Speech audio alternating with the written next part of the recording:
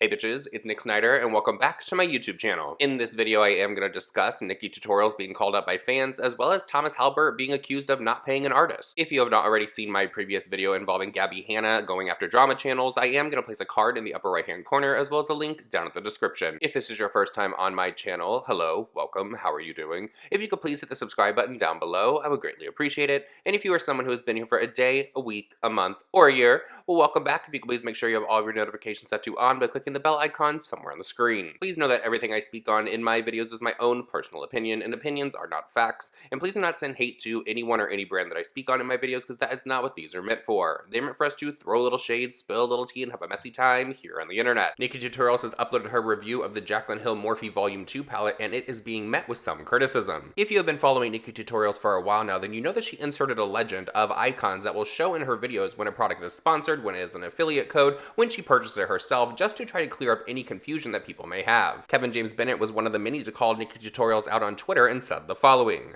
"Top YouTube influencer gives the Morphe Brushes Jaclyn Hill Volume 2 palette a great review, after marking it a sponsored video and stating she is a Morphe affiliate. She's paid a lot of money for the review and receives commission if you purchase using her code. How is this review credible? I took screenshots. It's clear that the ad icon is flashing next to the word sponsored, not the affiliate code icon." Someone responded to Kevin and said the following: "The ad icon always flashes in the legend that displays in the beginning.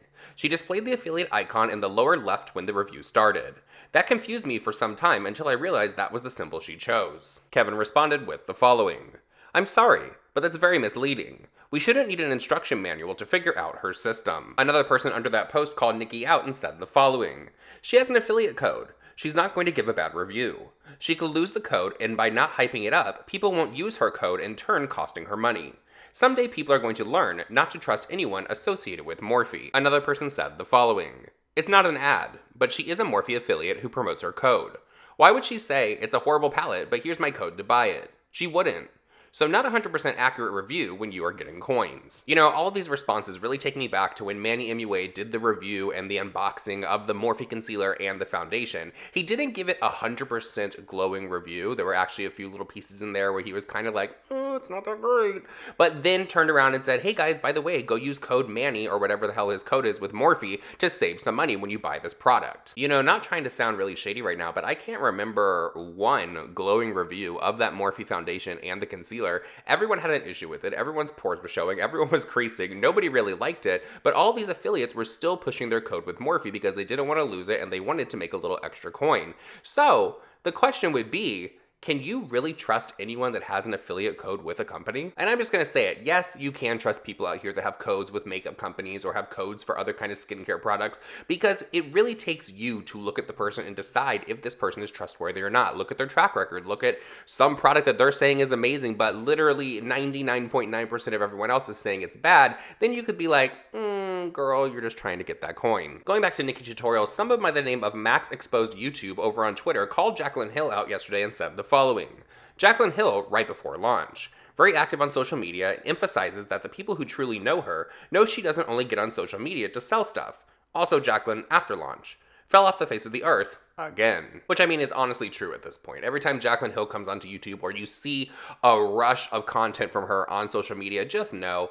that there is always going to be a product or a launch coming very soon, and she just needs to build up a little bit of hype and make her audience believe that she truly does care about them, because she only comes onto YouTube to try to shill something. But underneath that post, someone said the following: "I think she'll be back because it hasn't sold out.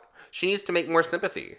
Also found it interesting NikkieTutorials made a video days after it not selling out. I'm sure Morphe paid a pretty penny for her to make that video. Just an observation." NikkieTutorials responded to that and said the following: "If Morphe paid me for the video, I would have disclosed. My video was not sponsored." That person responded back to Nikki and said the following: "Good to know. Did Morphe ask you to make one?" To which Nikki said, "No, they have not." Totally going off on a little bit of a rant here, but I have noticed a rise almost of influencers that are coming out with products, whether it be with their own brand, whether it be a collaboration. They don't upload a tutorial. They only upload showing and doing a little bit of swatches here, but they don't actually show their product in use. This happened recently when it came to the Tati Blendiful. A lot of people were upset because she uploaded a video explaining what the product was, showed like little bits of her doing her makeup with it, but did not actually upload a tutorial on it until about a week and a half, 2 weeks later. I think I was actually most shocked that Tati was the one that decided that she wasn't going to upload immediately a tutorial using her product. Not because I thought that the product was literal crap and wasn't going to work. But because I definitely thought, and I said this in my videos going back to it, that there would be a little bit of a learning curve when it comes to it, because not everyone applies their makeup or their products with a poof. They literally use a beauty blender, they use a brush. So considering you can use this poof for all these different things on your face, you would think that when you upload a video revealing it, if not in that video, at least the one coming right after it, there would be some kind of tutorial so people would know how to use it when they got it in their hands. I don't mean to stay on the topic of the Tati Blendiful right now, but it was so weird to me that she waited so long to do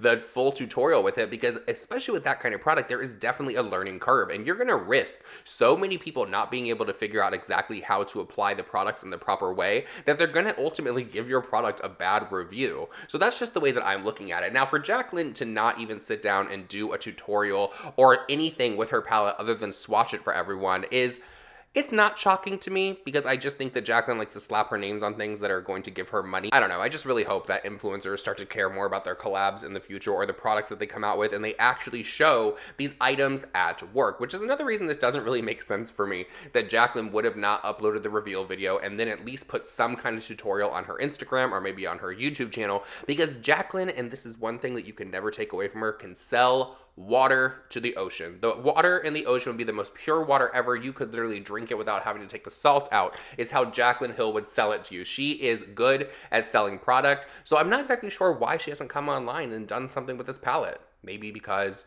she knows it's gonna sell out no matter what. Going back to Nikki Tutorials real quick, I am so happy that things have turned around for her channel, because we'll remember last year, 2018 as well, a lot of people were starting to not really trust Nikki Tutorials. That's why she has now implemented the legend into the beginning of her videos, so you know when things are sponsored, you know when things that were paid for by herself, you know when she has an affiliate code and all of that. But a lot of people just weren't watching Nikki Tutorials videos anymore. And now that she has released this coming out video, and I wish it didn't take that to turn her channel around, I am very proud of her in that situation, but it looks like the views are back up on her channel and she is starting to thrive once again. So what is your opinion? Do you trust Nikki Tutorials when it comes to a review of a product? Do you like the legend that she has implemented into all of her videos now? And how do you feel about Jaclyn Hill not coming online ever since the launch of her new Morphe palette? The next topic that I'm going to talk about involving Thomas Halbert is something that I was requested to actually talk about. I'm going to be 100% honest with you guys right now. I really don't care about this story. When it comes to Thomas Halbert, he's up there at the level of Cole Kerrigan for me. I just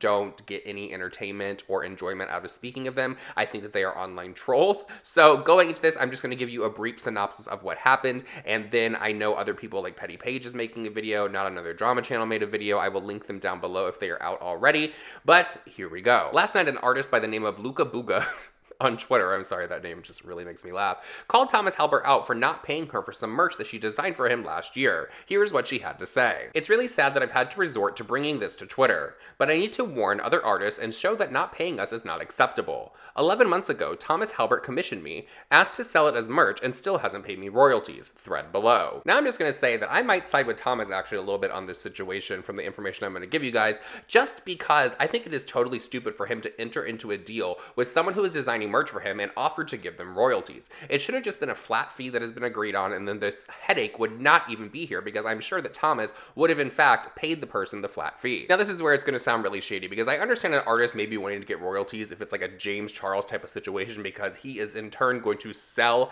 a ton of merch. But when it comes to Thomas Halbert, like, girl, are people buying that? After Thomas was receiving a lot of backlash from people on Twitter for not paying this girl her due money for making these designs for him and the royalties, he decided that he was going to send her $250, which then she said, "I don't even want the money, this is about protecting fellow artists." But then it's like, well, he sent you the $250, did you return the $250 to make your stance, or did you keep it? Because if you sent it back, girl, shame on you, you should have kept that money. But I must say, I firmly believe that if this girl did not make a big deal on Twitter and get a lot of people coming after Thomas Halbert and bringing this to his attention, I don't think that she would have been paid. I think she still would have been sitting on red, unopened, whatever it was, with no money in her PayPal account. I think that Thomas would have just brushed it off. This really annoys me about influencers out there, that they're thinking that people can just work for free for them. You see it all the time with Jake Paul. You see it all the time with Tana Mojo. They'll be like, "Hey, I need to get my makeup done today. Your payment will be a post on my Instagram with your tag." No, is that going to pay bills? Are people able to feed themselves with that or pay their electric bill? No, they're not. Now, you could hit me with the argument of, well, with that kind of promotion, it could turn into other jobs. But that's not a monetary no, there's no money coming in at that moment, girl. You got to wait for those jobs to come through. And then you have to hope that the people you're getting in contact with will actually want to pay you as well. And they're not just someone that's like, hey, I have a few million subscribers over here, a few 100,000, I can give you some clout, so why don't I pay you in the same way? So what is your opinion about Thomas Halbert ghosting this girl and not wanting to pay her? Did you watch other videos on this? I'm sorry, guys. It just doesn't interest me. I'm glad that she got paid. I hope that she was being 100% honest. I guess we will find out as we go on, because I know Thomas Halbert has delivered some receipts to drama channels. He has been putting it out there that people will be talking about this, so I guess we will wait and see. So please follow all my social media that's linked down below, and I love you guys, and I'll see you guys in the next one.